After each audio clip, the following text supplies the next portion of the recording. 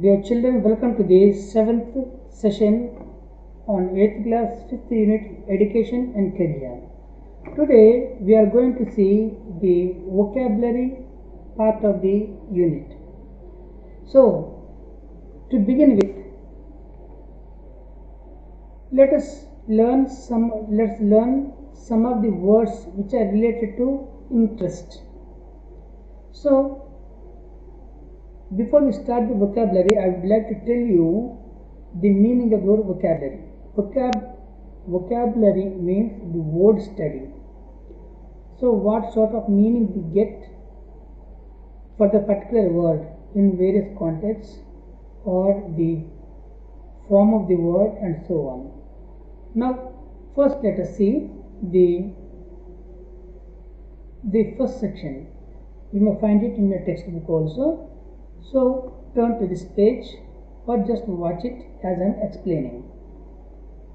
Varun is interested in archaeology. So this is a statement. Okay, now let's look at the second statement. I was so much absorbed in the match that I did not notice the thief coming. Okay, now let's look at the next one. The student listened raptly to the lecture. Let's look at the fourth statement. The mysterious story engrossed the readers all the way to the surprise ending. Fifth one. Her painting never fails to fascinate the viewers. So here what we see is, in all these statements, the meaning is very close, and as close as one can be used for the other. Most of us do that. See, we can say the students listened very interestingly to the lecture. So for second one also we can use the word interest. I was so much interested in the match that I did not notice the thief coming. And third one is, the mysterious story is so interesting, the readers all the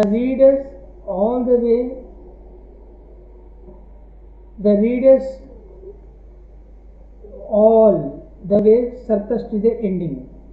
Next one is, her painting never fails to fascinate the viewers. Here also we can say, her painting never fails to interest the viewers also we can say.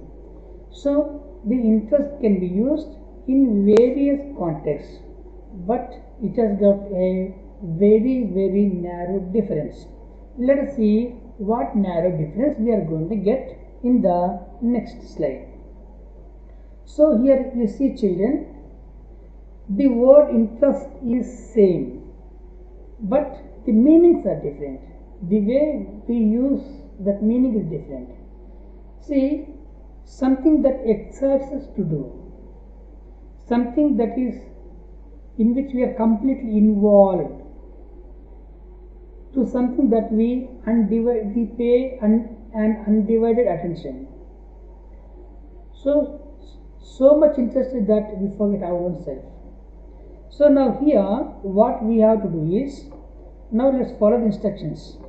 Now observe the following table and put a tick mark in the grid where element of meaning relates to the particular word according to the sentence given before. So now looking at the sentences we read earlier, we will make the tick mark in the correct box. Let's suppose interest is very good, very apt as per the previous sentence. Here we will put it here, or if it is very apt for this particular meaning, we will put the tick mark here. We will see. First we will look at the previous statements. So I am putting these statements to this corner. Let me read to you. Varun is interested in archaeology. Interesting. So that is, now let us see the four options. Here Varun is interested in archaeology. He is simply interested, or is he already involved? No, he is not already involved. He is only here, it excites him to do. It is very fascinating for him, or he is very excited to do studies maybe in archaeology. And then he is not completely involved. He is not already started involving in the subject. He has not started paying an undivided attention yet. So here he is not simply forgetting himself. Here we only know that here interested here in this particular context, the Varun is interested in archaeology means it is the subject that excites him to do, that he wanted to do that particular subject. So we will put the tick mark here. So this is the tick mark. So here it is the correct answer. Now let us see the next word, absorbed. So here we see, I was so much absorbed in the match that I didn't notice the thief coming. So what we hear is, he is so much involved in it. He was so much involved in it. He did not notice his surroundings. He has forgotten himself.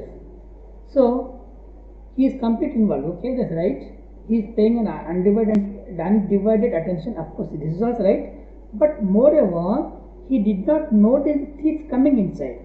That's why he is so much interested in that particular thing, in the match.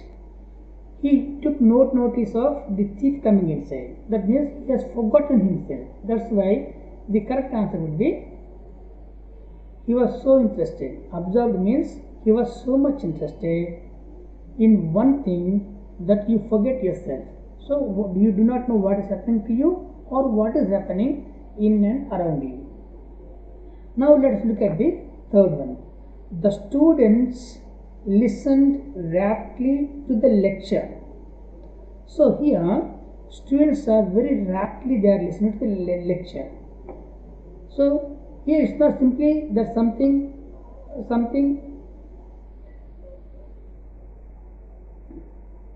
it's not simply that something excites him to do. He is not, of course he is completely involved, but he is paying an undivided attention. He is very rapidly listening to the lecture. So the answer would be paying an undivided attention to the lecture. Now let's look at the fourth statement. The mysterious story engrossed the readers all the way to the surprise ending. They are involved in that story so much that they had a surprise ending. By the time they realized, they reached the end of the story. So they did not know that they were moving towards the end of the story, and reaching the end of the story was a sudden surprise to them. So what we can understand is they are engrossed. The readers were engrossed. That means they were totally involved in the mysterious story. So the answer would be they were completely involved. So the meaning of engrossed is that they were completely involved in the story. Now, her painting never fails to fascinate the viewers. So it is something that always excites her viewers to look at her paintings. That's why it is something that excites them to do. So the answer for the fascinator would be something that excites the viewers to see. So her painting never fails to fascinate the viewers. So this is how the paragraph is. Now we will move on to the next part of the word study. Now we will see a word, terribly. We will just look at the word terrible from the context of the lesson. I used to have this terrible nightmare. So nightmare we know. Okay. So terrible is very frightening. Nightmare is a dream, a bad dream. So he had a very intensified or very frightening dream. Okay. So we have it. So it is terrible nightmare, we can call it. But can we say terrible flavor, a terrible success? Can we say? We can't say, because flavor and success are pleasant things, whereas nightmare is an unpleasant thing. That's why we cannot say. So we can use the word terrible in only negative sense, but we cannot use it in the positive sense. Now let us see what exercise we can do with this. See here, terrible experience we can say. We had a terrible experience when we met with an accident. So we had a terrible experience when we met with an accident. Now what the writer is asking us to do, so write a few words that can go with the word terrible and use them in your own sentences. So one they have done for us. Now we have to do second, third, fourth and fifth. We ourselves have to do. Try to do it. Now I will do it for you, the second one. I have seen a terrible accident yesterday. So here you see the accident is very terrible because something unpleasant, an unpleasant experience. So we can say a terrible accident. The news caused a terrible damage to his image. So he was a good politician maybe so far, but they telecasted something bad about him, and then it has made a terrible damage to his reputation, to his good name. So we can say the news caused a terrible damage to his image.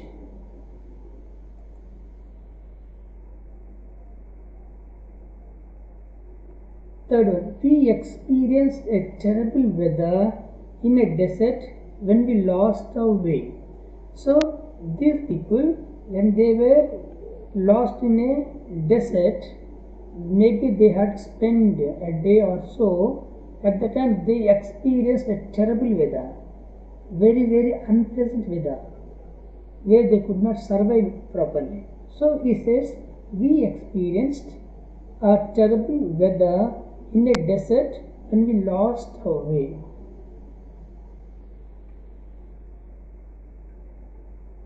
So the fifth one is the terrible news about the death of a former principal shocked us. Here we are using the combination terrible with news. The terrible news about the death of a former principal shocked us.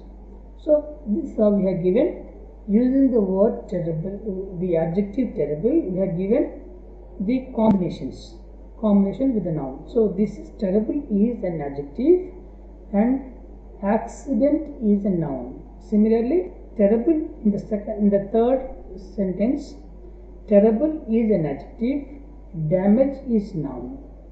In the fourth one, terrible is an adjective, weather is noun. So it's a combination, adjective and noun, both are good combination.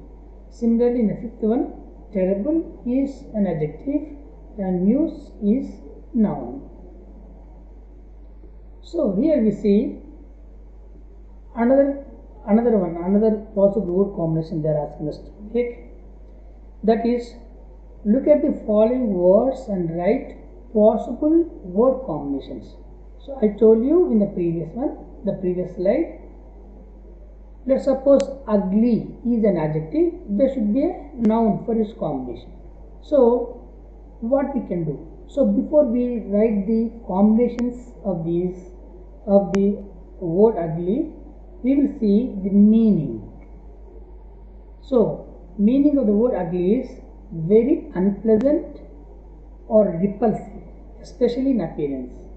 అంటే చూడడానికి చాలా అందవికారంగా గాను లేకపోతే అసహ్యంగా గాను అనిపించేటువంటిది unpleasant or being repulsive we call it. So let us see what it would be. Ugly furniture which we use at home. If it's not very beautiful, we call it ugly furniture. If it's not good, we call it ugly furniture. Maybe the old one, worn out one, broken furniture, we call them as ugly furniture. Ugly walls of factory. See, the factory walls were very ugly. Instead of saying that, we say ugly walls of factory. So, ugly walls. It is the combination. Next, ugly baby. Baby who is very dirty, who is not very cute or beautiful or pretty, so very ugly. So we say ugly baby. Now let's look at the second one. Sweet. So before we look at the combinations with the sweet, let's know the meaning of the word sweet. Pleasing and delightful. Very pleasant, we can say. Okay. So first let us see the word. Sweet aroma. That is a beautiful smell that comes from cooking is called aroma. So the smell that comes from cooking is called aroma. Sweet aroma means a pleasant smell that comes from cooking. Next one, a sweet little house. So sweet is an adjective and little house is the noun. A sweet little house. So it is a very beautiful little house, which means sweet drinks. Here literally sweet means a little sweet. Drinks which are sweet. Now let's look at the third one. That is difficult. So before we look at their combinations, let us see the meaning. Meaning of the word difficult is needing much effort or skill. We need so much effort or skill to complete the particular one, the difficult one, the difficult work. So when we say I am in a very difficult situation, I am in a very bad situation, you can say, or you can say I am in a very difficult situation. When you will not be able to manage this situation, we call it as a difficult situation. Let's suppose you want some money, you don't have money. At the time your friend calls you, please send me some money if he asks you. You may say, sorry, I am in a difficult situation, now I will not be able to provide you the money. A difficult task. What is a difficult task? Task which is very hard. So it is a difficult task. A difficult problem. Problem which is very difficult to solve is called a difficult problem. Now let's look at the next word, funny. So let's first look at its meaning. Funny means causing amusement or humor. This is one of the meaning. And another meaning is it is odd or strange. Funny means it is different. It appears to be something odd, something strange, something different. Okay? Yes. When I say a funny story, it can mean a humorous story or it can mean a story which is a different one, which is an odd story. Where do you get these funny ideas? When we say to somebody, which means that he has got some strange or the odd ideas. When I say funny drawings, it is a strange or an odd drawing. Or it can also mean a humorous or amusing drawing. Now, let's look at the word horrible. First, let's look at its meaning. Arousing fear or dread. Dread or fear means same thing. Or even something that is unpleasant is also called horrible. So when I say horrible creature, it is a frightening creature. We see in the movies very frightening creatures. So it is a frightening creature. So when I say horrible food, it tastes, when I say horrible food, it tastes very unpleasant. So that is horrible food. And when I say it is horribly cold. It is very, very cold, very, very unpleasant. Unpleasantly, it's very cold. Now, let's look at the sixth sentence, ordinary. Before we look at its combinations, let's look at its meaning. So, ordinary means something that is very normal, something without any speciality or without any distinct features.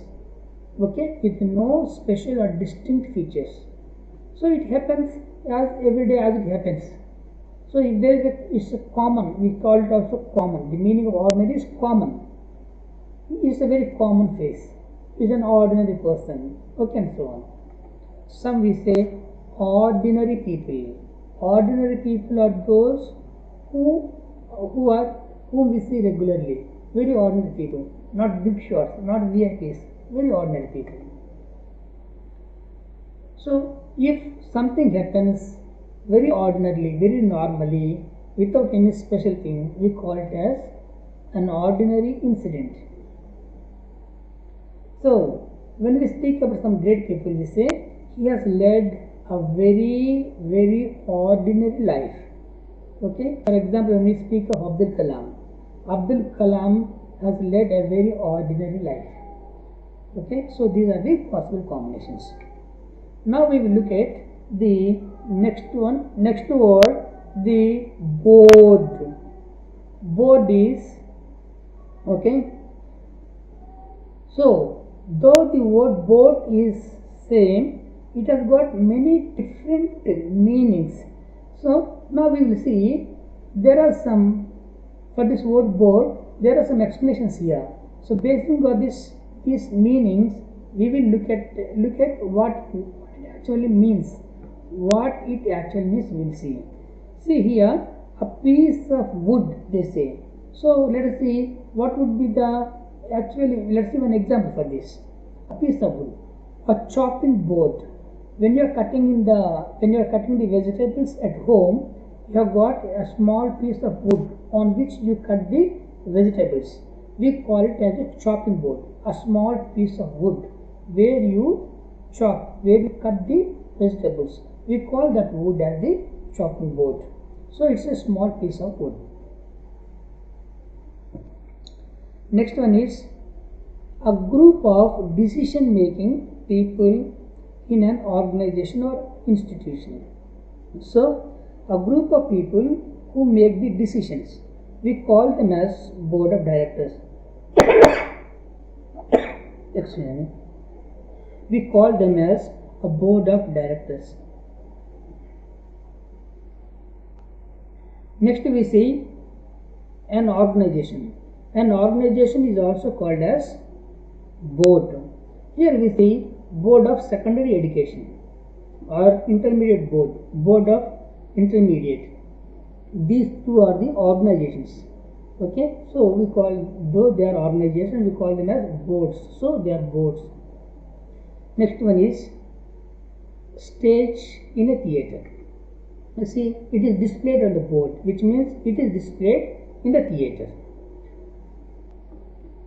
And then next one we see is meals provided during the stay in a hotel. So if they provide food in a hotel, we call it as boarding.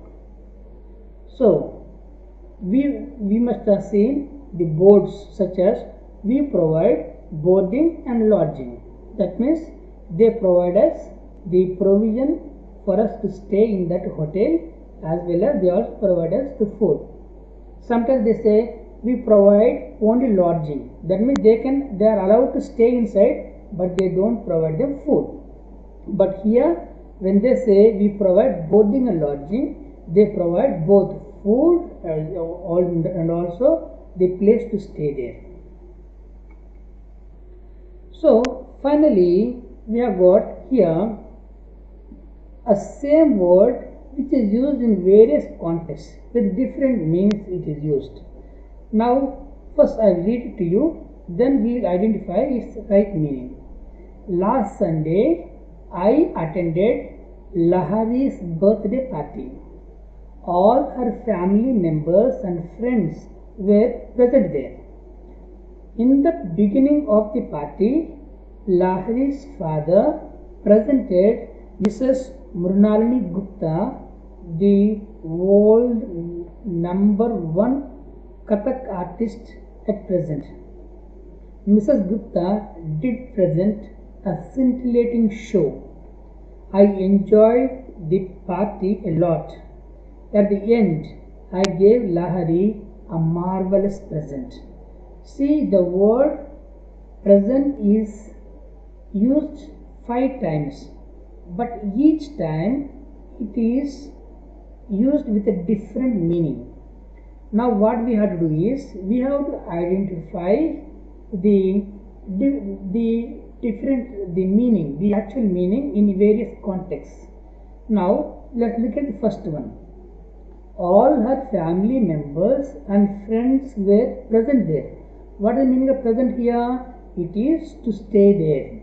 So the first answer, the first present means to stay there. All their family members and friends stayed there. The meaning of the present is stay or stayed. In the beginning of the party, Lahari's father presented Mrs. Mrunalini Gupta. Here, Lahari's father presented Mrs. Mrunalini Gupta. Here, presented means introduced. He has shown her and he has introduced her to all the people there. The world #1 Kathak artist at present. At present means now. Now she is the world #1 artist. So the meaning of the third present is now, the time, at that time. Mrs. Gupta did present a scintillating show. She has given a great show. So here the present means a performance. She has performed a scintillating show. So she has given a good show. So here the fourth meaning of the present is performed. I enjoyed the party a lot. At the end, I gave Lahari a marvelous present. Here present means the gift. The meaning of the present here is the gift. So here we have seen the same thing, same sentence used in different contexts. Now pick out the similar words from text or elsewhere that can be used both as noun and as verb.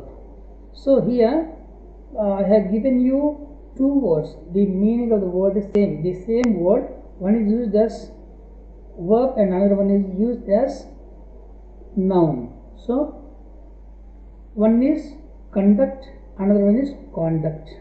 So here there is a difference in spelling, but both, and there is difference in spelling, there is also difference in meaning, but one is used as verb and another one is used as noun. Here conduct, principal planned to conduct a meeting. So our principal planned to conduct a meeting. Here it is to conduct is verb. Next one is conduct. His conduct is good. That means his behavior is good. Conduct here means behavior. Now let's see second one. I attended the show. Okay, here the show is noun. In the second one, he showed me some papers. Here first one is a show is the noun. In the second sentence, he showed me some papers. Here it is the verb. And now let's look at the third statement. That is, if you try and fail, give a second try. If you try and fail, give a second try. So here try in the first context it is used as verb, whereas the second context it is used as noun. After completing what they served, I went for a second serve. So when I was eating, they served us for the first time. After completing it, maybe even when I was drinking a tea, I completed the first cup and I went for the second serve. So first one is verb and second one is noun. And then I stayed there for that day. It was my first stay there ever. So there I stayed. Here it is verb. It was my first stay ever.